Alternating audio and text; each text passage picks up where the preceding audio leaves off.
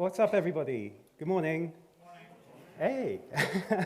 Yeah, thanks for coming to a security talk, first talk in the morning. I'm very happy to see you all here. My name's Matthew. I work for a company called Twilio. We have a booth upstairs, so if you haven't been up to the balcony level that's above the main exhibition sort of area, if you didn't go up yesterday, please come up and say hello to us today. But this talk is not about Twilio. This is talk about two-factor authentication. So 2FA, 2Furious. And like I say, thank you all for coming. You're all obviously nice people. I feel like I'm a nice person most of the time. So I'm sorry to have to give you bad news first thing in the morning, but not everybody is nice. There are people, and I'm talking about this kind of person. From the neck down, this person is a serious businessman, right? Shirt and tie. But you can see from the collar up, the balaclava, the mean look, this person is up to no good, and he's getting data out of your website just by staring at it. I'm talking about people like this. And I'm sorry for any of you, like, this is a cold country, and I appreciate many of you might wear balaclavas for, like, legitimate reasons, but it makes you look bad if you're also holding a hammer and threatening a website with that. I'm talking about people like this. She's such a good hacker, she's managed to get a computer in prison, and she's very cross that you've walked up behind her and interrupted her hacking. So, but I'm not talking about people like this. This person, does anyone know who this is? I can give you his name. This is Matt Honan. Matt Honan is someone who was unfortunately a few years ago on the receiving end of one of these nasty balaclava people. And we know a great detail about what happened to Matt Honan for two reasons. Firstly, Matt was and still is actually, a tech journalist. He was working for Wired. He was victim of a rather nasty and complicated hack. And in exchange for promising not to prosecute, he contacted the hacker afterwards and got a lot of detail about what happened. And so what I'd like to do, first of all, in this talk is go through the story of what happened to Matt Honan, because there are several points in the story which we'll see how different companies implemented security and how they did it differently to each other and how that led to cracks. And then we'll see in a few sort of sections afterwards how these things could have been prevented. Okay, so Matt Honan was a journalist, still is a journalist, I should say. He has a personal website hosted on a custom domain that he owns, and he put his Gmail address on it. And that seems like a reasonable thing to do. Like, I do the same. I'm sure some of you do the same as well. Custom domain, Gmail address. There doesn't seem to be a lot of leverage that someone could use there to start an attack, but there was. So the hackers took the Gmail address from Matt's website. They went to Gmail, and they started the password reset flow. And Matt had a backup email address. And so when you go to the Gmail and you start the password reset flow, it says, OK, we've sent a reset token to your backup email address. And Google, they don't show, at this point, for obvious reasons, they don't show the whole email address. This is what they show. And there's absolutely no way from that you could guess what the full email address is, right? It's like very, very well obfuscated. If anyone knows anything about me.com as well, the fact that it's a me.com email address will become significant. But it's obviously Matt Honan at me.com. So the next thing, now they've sort of worked out his Gmail address, or they found his Gmail address, and they've worked out his backup email address. They performed a whois lookup on his domain name. I'm sure lots of you know the tool whois, but I'll explain it quickly. It's when you have a custom domain, you provide us some information to the registrar that's going to register it, and whois is a tool for looking up that information. You can do a whois lookup against any domain. My custom domain is gilliard.lol, and this is the whois result from looking up my domain name. And it's got, domain name, registrar URL, Gandhi. It's fairly simple stuff, but you see at the bottom there's name, street, city, province, postal code, my country is there, and a lot of that has been redacted by Gandhi for privacy reasons. But registrars don't always do that, and they don't always do it unless you ask them to. So actually, the people who did whois lookup on Matt's domain were able to find out his billing address that he'd provided to the registrar.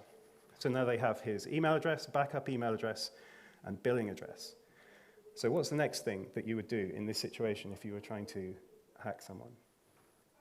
Obviously, you would call up Amazon and add a credit card to their account because you want to buy their family some gifts, perhaps. Well, they didn't buy any gifts.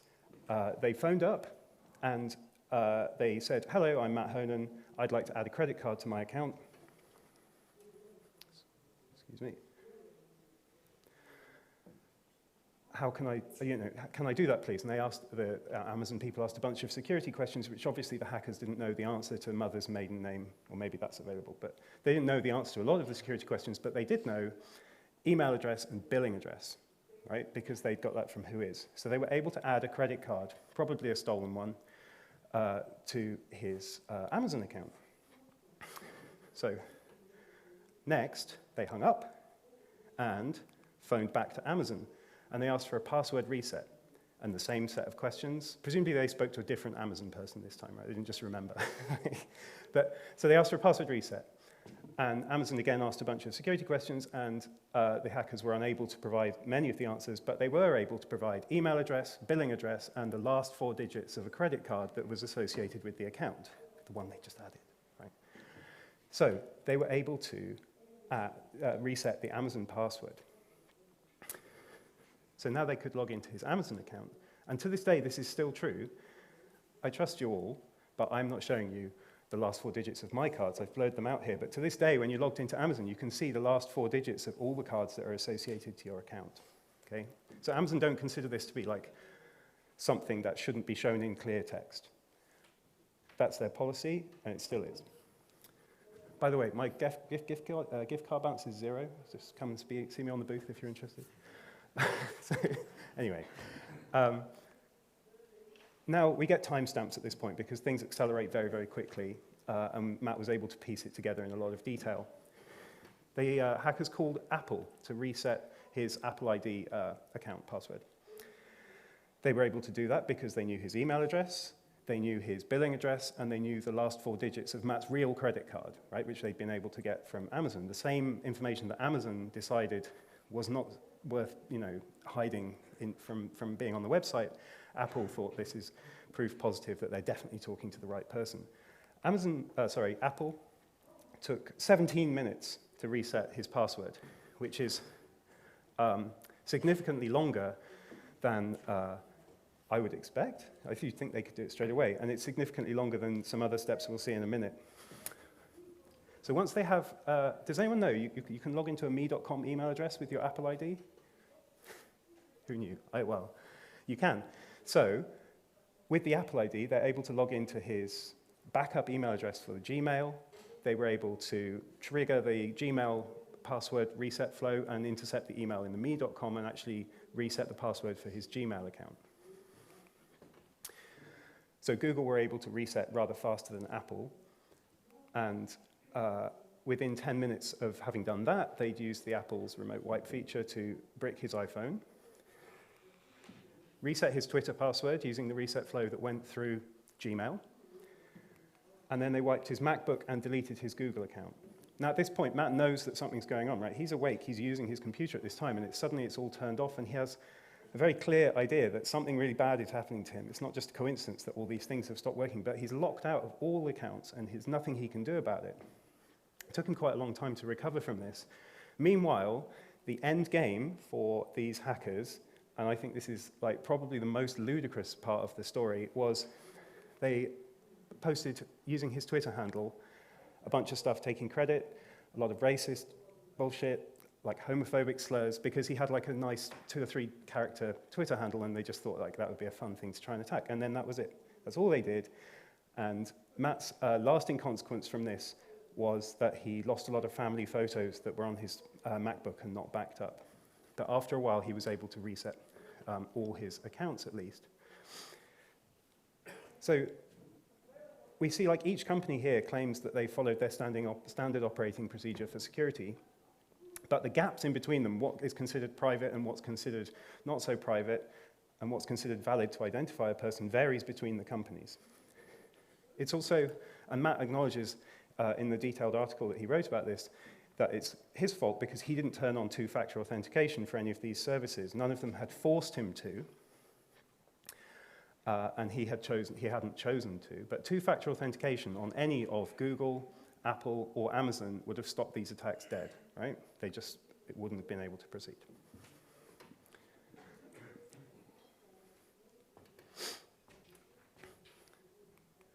So, this guy's going to teach us about passwords. Each time the attackers of Matt Honan were able to get into an account, it's because they were able to either know his password or trigger a password reset flow. Now we know, like, there is an abundance of evidence that users of websites do not have good password hygiene, right? Everybody here probably is aware that you should have strong passwords, you should have different passwords everywhere, and really that kind of implies using a password manager. I use, what's the one I use? LastPass. I have something over 200 accounts saved in it, and I'm sure if you use one of these things yourself, you probably have like a lot of things in there. If you don't use one, please do. Or whatever you do, don't just use the same password everywhere. But that's what a lot of people do. It's a well-known fact, and we as like software engineers can't just pretend that it's the user's problem, right? That if they don't implement good password security, we're not responsible for the integrity of their data, right? We're building sites which are looking after user data, and we have like a moral or ethical obligation to do it as best we can and not just blame the user for something that we know they're going to do anyway, right?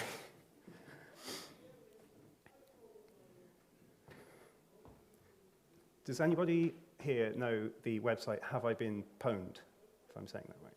A few hands go up. Cool. So every time there's a big breach, for those who don't, thank you for like everyone who does though, but for those who don't, every time there's a big breach and lots of passwords and account details are leaked online, there's a guy called Troy, and he collects them all and puts them in this big database behind a website called Have I Been Pwned. And you can use that, you can go there and you can check using your email and password and see whether your data has been part of any big breach.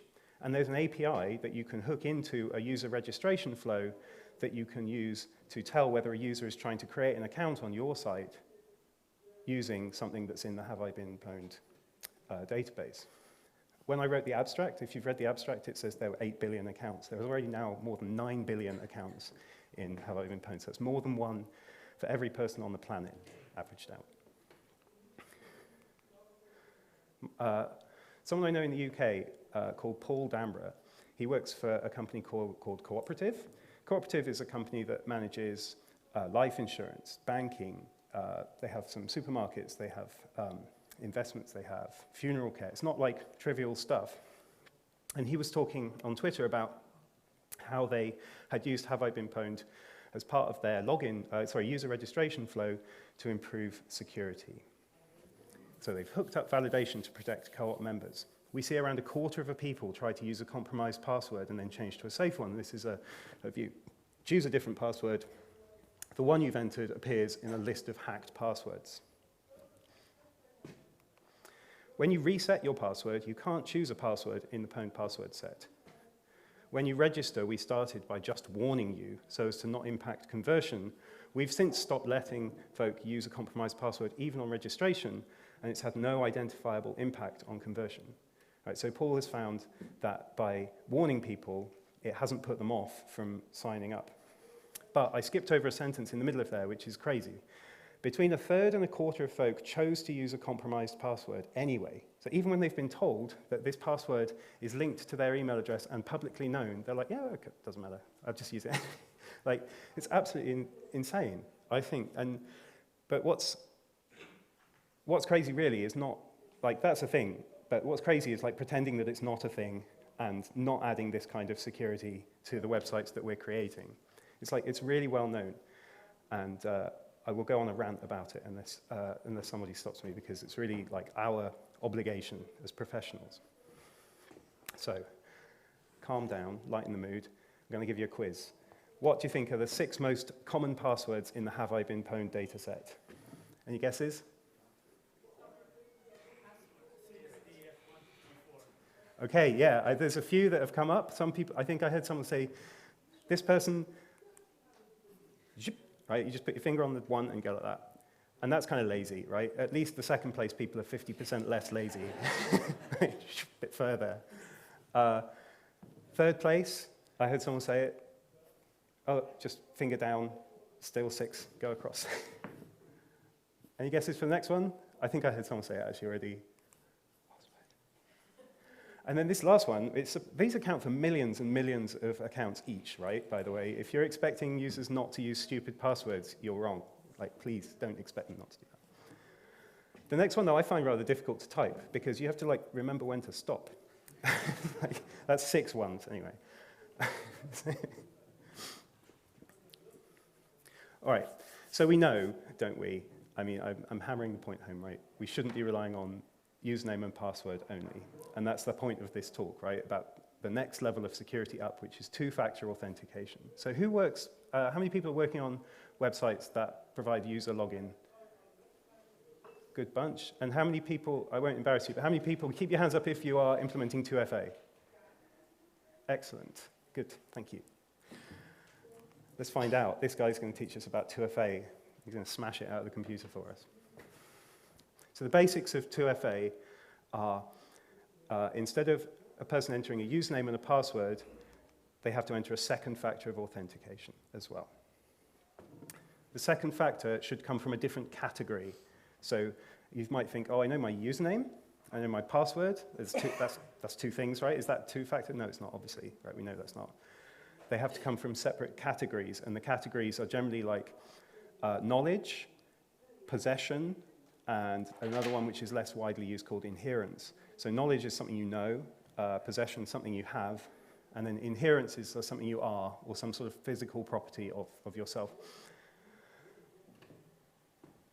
Two-factor authentication is widely used and not confusing at all. I've thrown my wallet down on the floor over there, but if I had an ATM card, you would see, like, I'm going to hold it up, there's something I have, and then there's something I know, which is my PIN number. And I'm able to use two-factor authentication every time I use an ATM to withdraw money. So it's widely known. People aren't really confused by the concept. And so there's not really a good reason not to use it. You know, that's not a good reason not to use it on your website. How do we implement 2FA? The most common, maybe not the most common anymore, but the kind of simplest way is by SMS. So you're familiar with how SMS 2FA works, right? When you register for, I'm sure you've all done it, but I'll just go through it, right? You register for a website, you put in the username you want, the password you want, and your phone number. They send you some message. It's usually a 6-digit number, but it really doesn't have to be. It just has to be something that's difficult to guess. And then that's when you put that in, that's proof that you own the phone, and that phone number is linked to your account. In the future, when you try and log in, you provide username and password.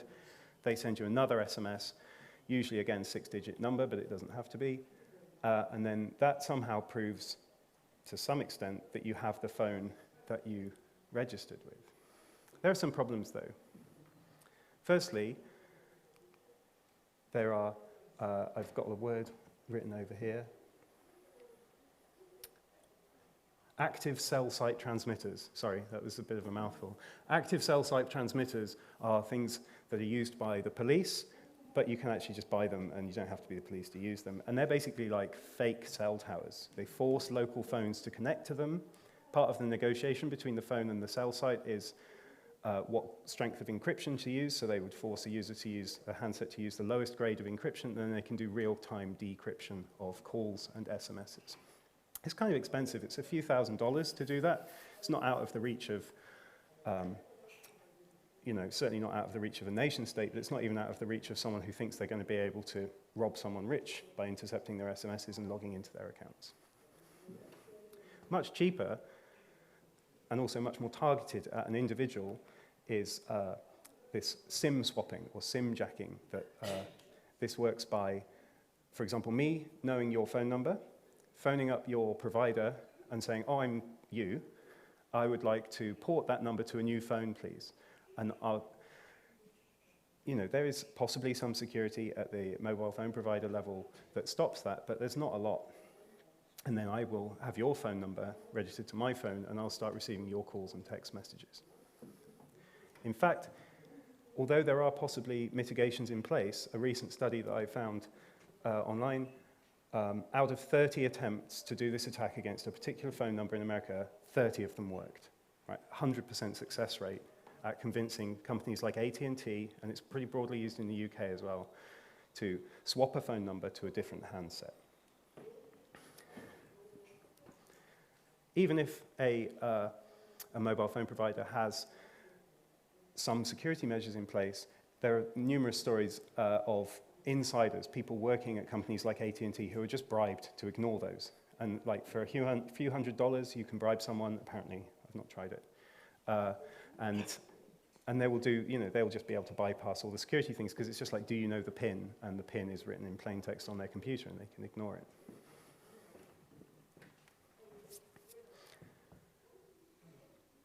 So,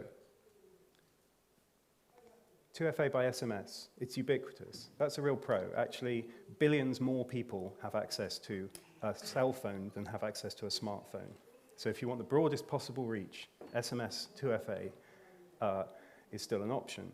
It's not secure, as I've discussed, but it is still miles better than not having 2FA at all. All right, so don't think I'm discounting it and telling you not to do it. If you have no option, alternative, then please consider username and password to be a lot worse than username, password, and SMS 2FA. Next up, in the sort of level of security, HOTP and TOTP, which is the sort of thing that ends up with you using an application that looks like this. So how many people have an app that looks like this installed on their phone, right? And you have these 6-digit numbers. That's almost everyone. That's good. You have these 6-digit numbers. They cycle over every 30 seconds, one per account, and where do they come from? How are they generated? The fact that they're 6-digit numbers and the fact that you get 6-digit numbers by SMS is purely a coincidence, right? These numbers come as the output of an algorithm, which I'll discuss in a bit of detail in a minute. The SMS thing is just difficult to guess. It could be a series of words or whatever, but this is the output of a mathematical algorithm. So in both cases, OTP stands for one-time password. HOTP is a HMAC-based or hash-based one-time password. And the algorithm is basically like this. There is a secret string. This is known to the server and to the client, and it's generated when the person registers their account, and it's shared between the two. There is a counter. This is the number of times that the person has logged in. Okay, so it starts at 0. We have the idea of the number of digits that we want in the code. So in most cases, it's 6, but it doesn't have to be. It could be 8, could be 1 if you're crazy. And so the HOTP code is a hash, and the algorithm that calculates that hash is well described in an RFC. So when you're using the authenticator apps, there are numerous authenticator apps, and they should all behave exactly the same, right? So you can consolidate all your accounts into a single authenticator app. So you hash the secret and the counter, and then you take a modulo, in this case, of 1,000,000, so just chop off the last 6 digits, and that's the code. Then they've logged in, counter is incremented client-side and server-side, and then the hash will be very different the next time. You're probably already aware that the obvious problem with this is that the client and the server have to stay in sync with respect to that counter. So if you generate a code and then don't use it to log in, you're out of sync. You can't have multiple clients for the same service with this, well, unless you have found some way to triangulate those. So for those of you who use YubiKeys, there is a mode in YubiKey which operates like this, but they have some out-of-band mechanism that's proprietary for synchronizing the counter. Much more commonly used is time-based one-time password, TOTP, and that is not very different. Look,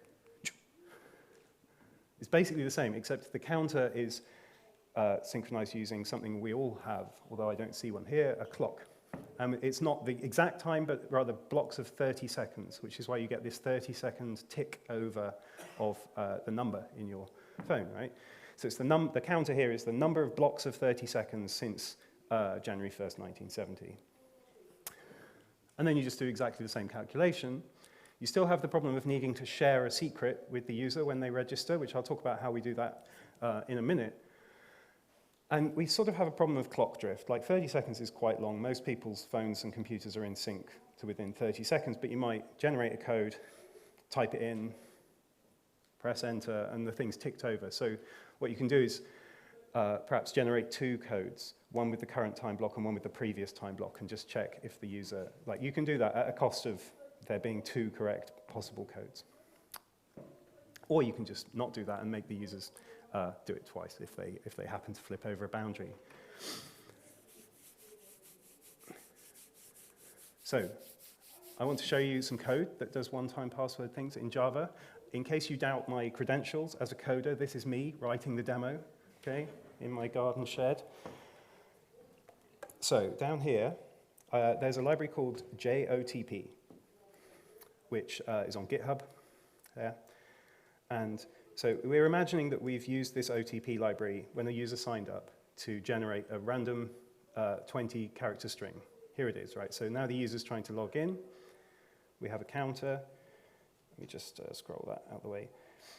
Counter starts at 0, and we call otp.create. We're using the super secret secret. The counter, we're after 6 digits, and it's an HOTP. So if I run this, it's going to be 911955, right? It always is, because it's entirely deterministic based on the secret and the counter. When I increase it, next time they log in, 303374. Yeah, cool. There. So that's fine. But this isn't widely used because of this problem with synchronizing the counters. But the OTP library that I'm showing also has time-based one-time passwords, right? So we've imagined that we've got the same super secret secret. The only difference between this line and the previous line is we're asking for a TOTP, and we're passing, instead of the counter, current time in hex. So when I run this, like, there's no way I'm going to know what's coming up. 452214. And this part of the talk can take up to 30 seconds. Oh, no, cool. This part of the talk can take up to 30 seconds. Right, so it's going to keep generating the same number for 30 seconds.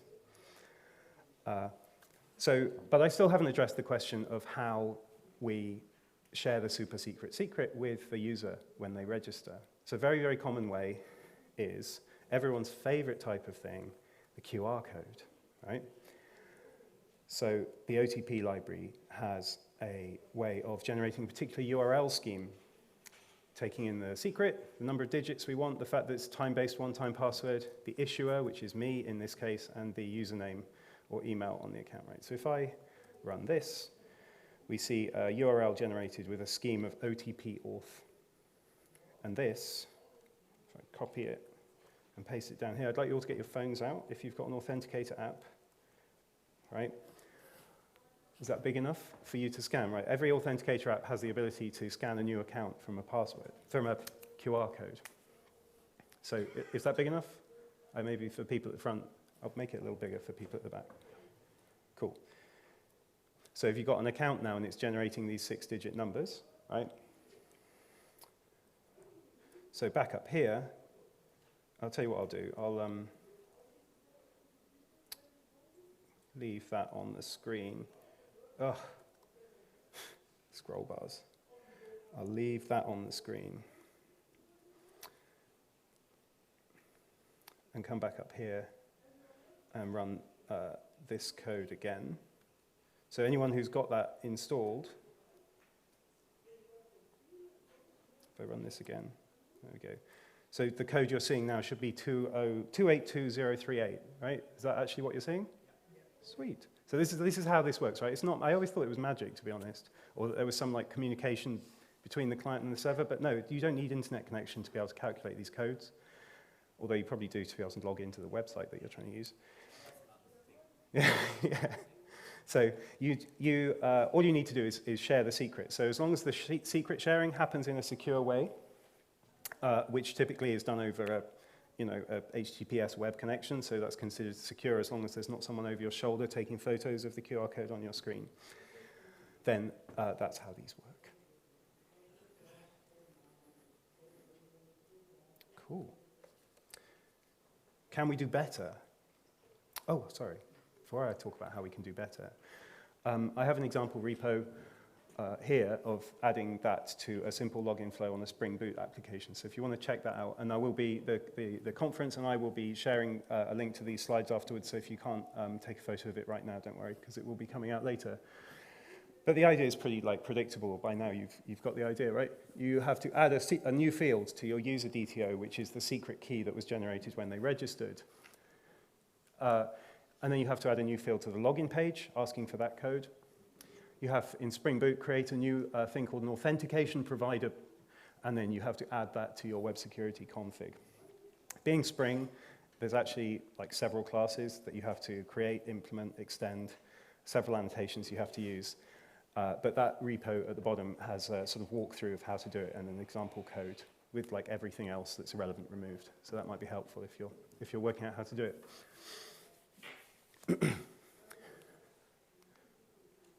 Sorry. So the thing I find about these one-time passwords is that the app is like a little bit annoying to use because every time I want to log in, I have to find my phone, and if it's in a different room, I'm annoyed.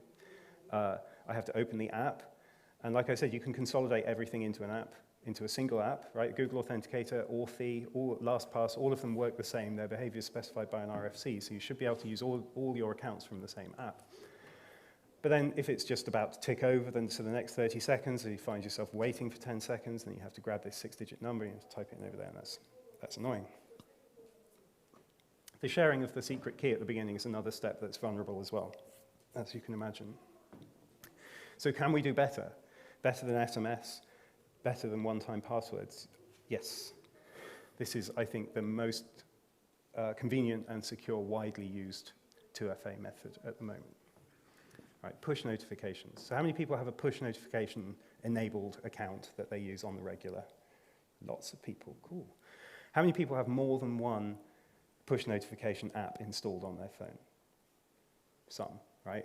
The thing is that the site that you're trying to log into, the service that you're trying to log into, and the provider of the push notification service, they have an agreement, and you will have to have exactly that company's app for push notifications. So I use Okta for work, and I use the LastPass one, and I use the Authy one. And I have to keep all three of those installed on my phone because different services use different ones. And unlike the one-time passwords, you can't swap between them because there's a communication that happens when I try to log into an account that is protected by push notification-based 2FA. The service makes a call to their partner, which sends a push notification to my phone, and then either that goes back to the partner, or that goes back to the partner, and then either the partner pushes it to the service, or the service can poll to find out whether I've accepted it. But imagine if Matt Honan had received a pop-up on his phone that just said, someone's tried to reset your Google password, you know, from Berkeley, California, or whatever. Was this you, yes or no? And he presses no, and the whole thing stops dead. Like, it's very convenient. Like, there's no digging around with an app, there's no copying numbers, there's no waiting for things to tick over. The communication between the provider of the push notification service and the app on your phone is secured with asymmetric encryption, and so there's no shared secret, and the communication that can happen is just like, was this you, yes or no, and the response is yes or no, without worrying about having to share a secret and without having to worry about eavesdroppers on that communication. So, secure, it's kind of easy. I think this is the easiest way. It's the one, when I see this as an available option, I always take it.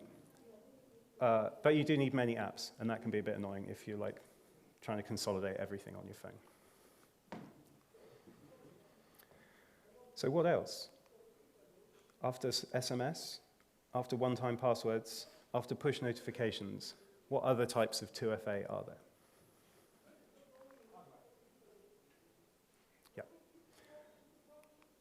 Biometrics as well? I'll get to hardware in a minute. So for those of you who have not seen the British comedy show Red Dwarf, and in particular haven't seen this episode, just pay attention to how many hands there are in this picture. And the hand that's on the screen is not actually attached to the rest of the person anymore. This is a circumvention of biometric login. You can't revoke these things as much as you'd like to. And there is some ethical, where is the data about your biometric, information stored? There are some ethical questions about like whether that should be secured. Should be stored server-side. If you use Face ID, this is the information is secured on the device itself in the secure enclave. Biometric 2FA is not widely used, but it is used in a particular circumstance that I find kind of interesting, which is when I still haven't got my cash card, my ATM card. When you pay for something, you can pay contactlessly in Sweden, right, with your card, but there's a limit, 200 krona, maybe? In the UK, it's like 30 pounds. There's a limit there because that is a single factor of authentication. It's something you have. and you don't need to provide any proof of a second factor when you use that. So when you go over that limit, it switches to two-factor authentication because you have to start using your PIN, and then there's something you know as well, the second factor. When you pay with Apple Pay, or when you pay with Google Pay, you have to unlock your phone before you can use that, right? So you have your phone, and you have something you know, which is the PIN to unlock your phone, or maybe if you're using Face ID, it's your face, but it's two factors of authentication enabled to unlock your phone. So when you pay contactlessly with your phone, that 200 krona limit doesn't apply. In the UK, I've seen people paying for things that cost thousands of pounds contactlessly with their phone, because you have to use 2FA to unlock your phone. Well, you have to use a factor to unlock your phone, you have to have your phone. So there's two factors there. There are lots of pictures of me online. You'll find one on the JFocus website. And with enough pictures, you can generate like a model of, if you wanted to, you could generate a model of my face and produce like a rather probably accurate in aggregate image of me. Face ID has been spoofed in the past. This is my friend's take on it. The password you use as an avatar. And there are loads of pictures of me because I'm a compulsive sharer. So I think that if you're thinking about implementing this, there are some pretty serious ethical considerations, and the security that you have to apply to where you store and how you store that biometric data is pretty important. Other types of factors. Location. Let's say there's a kiosk, which is the only physical place you can log in from in a particular high security environment. That can be considered as a factor. That's one of the inherent factors. Ambient sound. There was a paper where someone built a login system where a website would play, using the JavaScript audio API, would play a sound, and an app on your phone, you had to open it, and it would listen for the sound, and then they would know that without you actually sort of having to do much more than open the app, it would be clear that the person at the website was the person who owned the phone. So that's a possible way of doing it. WebAuthn. I haven't seen this being widely used, but it's being developed by lots of companies in the sort of FIDO spec, which is a sort of passwordless login that either uses, like you said, a hardware token or a sort of emulated hardware token that's built into your browser. And this essentially is like a public-private key pair for logging in. So a website will issue a challenge. So when you register, you provide a sort of public key. When you try and log in, a website will issue you a challenge, which you encrypt with your private key, and then send back the encrypted response, and they know from your public key whether that was encrypted with the same key pair. So as long as you have good physical security around your hardware key, or your computer if you're using the browser implementation, WebAuthn, I think, will become more popular because it's passwordless, right? It avoids all the problems that we already know about of users generating and reusing terrible, terrible passwords. YubiKeys are a particular hardware key implementation. They work in lots of different ways, depending on how you use them. The most common mode that they operate in is TOTP, but they actually don't have a clock on the chip, so there's a certain, you have to use an app on the device, but they have lots of proprietary ways of operating, which I don't know a lot about as well.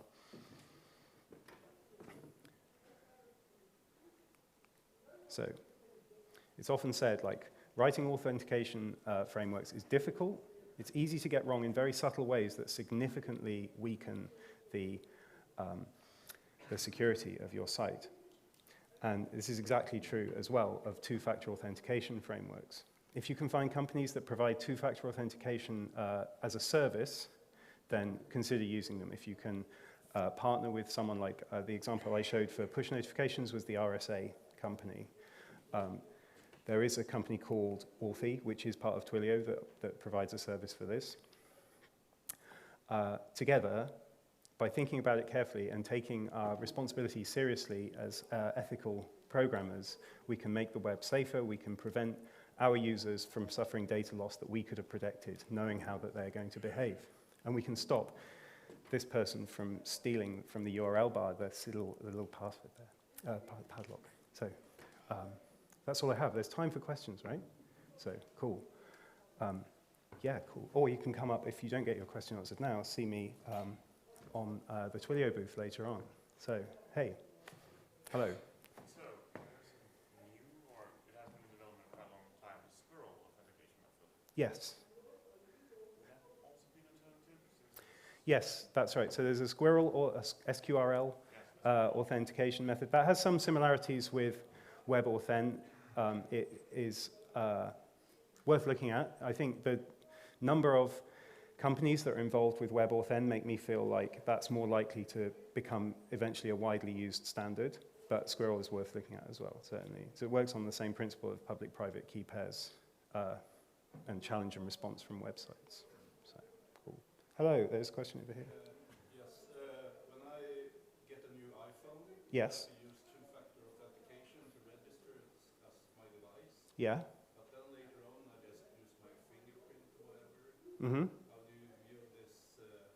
Well, of course, I have my device now, it's registered, so I can only use this device, but I'm using my fingerprint, and you said biometrics can't be revoked. So with that, my understanding of that is that the hardware manufacturers provide guarantees around the security of how that's stored on the device, and that they don't store that data on their servers. So it's specific to your device and should be unextractable from your device. That's I've heard third-party workshops that complain that they can't replace the fingerprint device thing in the phone for some reason. That's very unpractical, you know, when you want to fix it. Mm-hmm. Yeah, so... It's a secret, so... Yeah.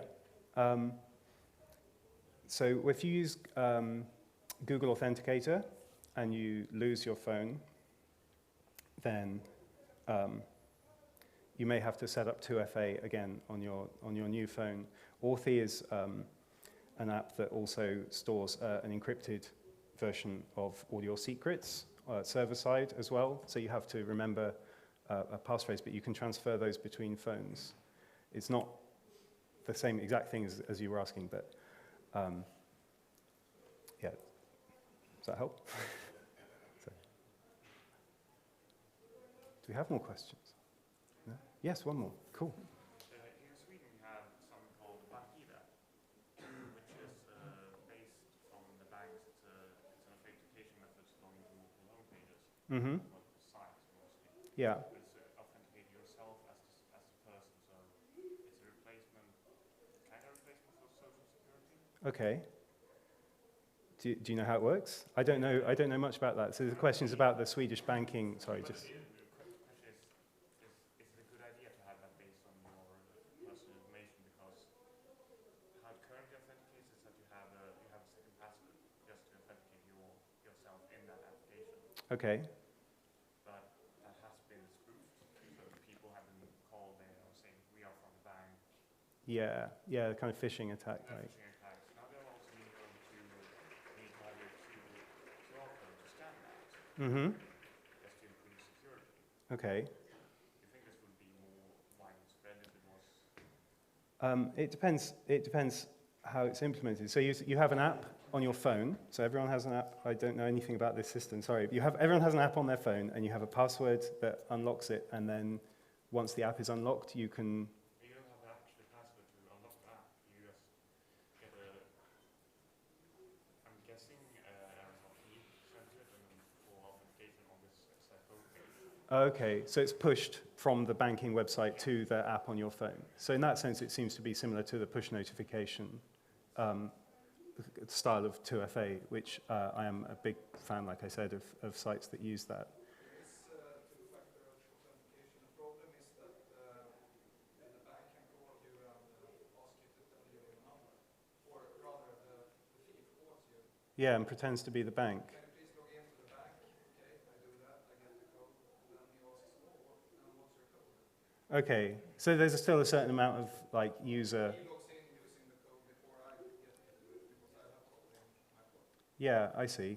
Okay, so there's still, I suppose, when you install this, you're given clear instructions by the bank not to listen to people who phone up, but people still will, right? Because it's human nature. You know, can't blame people for behaviours that you know they're going to have. So, but that's very interesting. That's certainly better than anything we have in the banking system in the UK.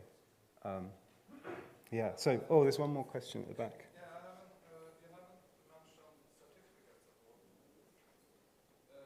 Using certificates. In what sense? to log in. Oh, so that is, you mean in the... Well, for instance,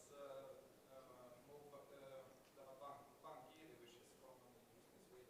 Mm-hmm. The most common way is to you have a phone, so it's two-factor authentication. You type in the code Mm-hmm. there. But you can also download the certificate to your PC. Okay, and then that lets... And then you have the certificate. No one else can log in because you're the only one who has a certificate. Okay. Isn't that safer? How is that different from generating the public-private key pair? Well, that's probably the same. So, yeah, I'm going to obviously have to look into Bankira today. Like, if you want to explain to me in detail, please come up to the booth. But it sounds like it's it's federated across all the banks, you say? At least in Sweden, the major banks in Sweden can give you a new one, and they are connected to, or they maybe founded this project. Mm-hmm. Yeah, same thing in Finland, it works. Oh, right. Oh, cool.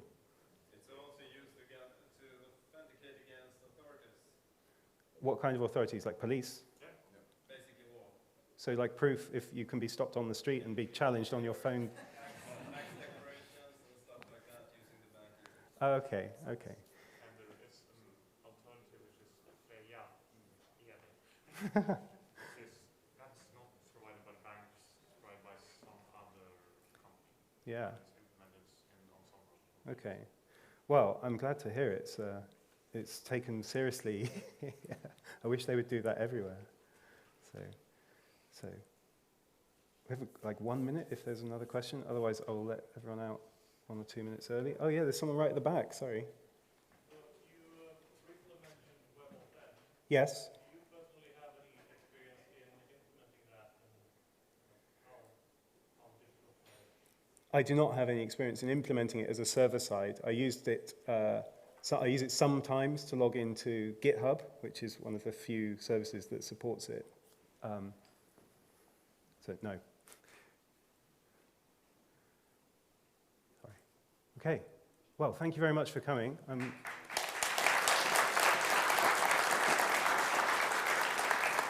Please enjoy the rest of the day at JFocus, and I'll see you later upstairs.